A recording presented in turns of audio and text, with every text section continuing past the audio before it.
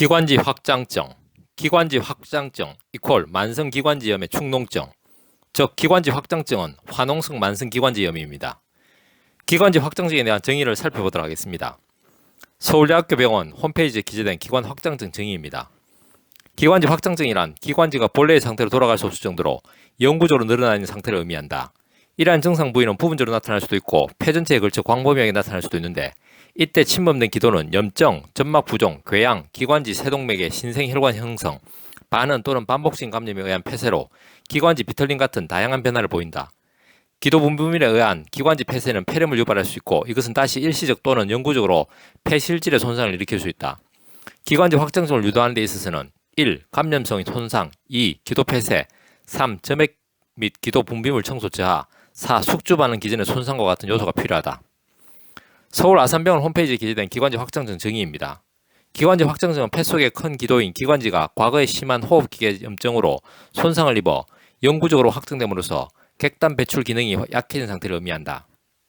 주요 증상은 많은 가래를 동반한 기침과 이로 인한 호흡곤란이다. 반복적인 세균 감염으로 인해 기관지가 손상되면 그 조직이 작은 주머니가 생긴다. 이곳에 정상보다 진한 점액이 쌓이면서 감염을 일으킨다. 그 결과 기관지가 영구적으로 확장된다. 서울 세브란스병원 홈페이지에 기재된 기관지 확장증 정의입니다. 우리가 들이마신 공기는 목 안쪽에 있는 기관이라고 하는 큰 관을 따라 몸 안으로 들어와요. 기관은 두 개의 가지로 갈라져서 각각 폐 안쪽으로 들어가는데, 이 갈라진 가지부터를 기관지라고 불러요. 기관지는 폐 안쪽에서 계속 가지를 치면서 세 기관지로 나누어져요. 기관지 벽에서는 점액을 분비해서 기관지를 보호하고 이물질이 안으로 들어오지 못하게 해요. 이후에는 섬모가 움직이면 쌓인 점액과 이물질을 밖으로 나가게 해요.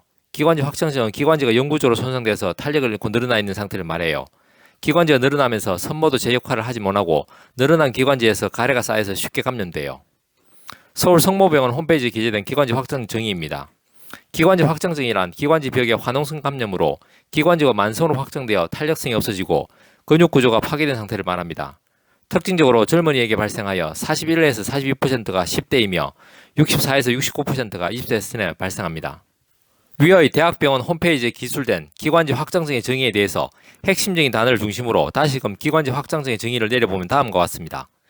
기관지 확장증은 기관지가 감염이나 기도 폐쇄, 숙주 반응 기전의 손상과 같은 심한 호흡기계 염증으로 본래의 상태로 돌아갈 수 없을 정도로 심한 손상을 입어 영구적으로 탄력을 잃고 늘어나 확장됨으로써 객단 배출 기능이 저하된 상태의 질환입니다.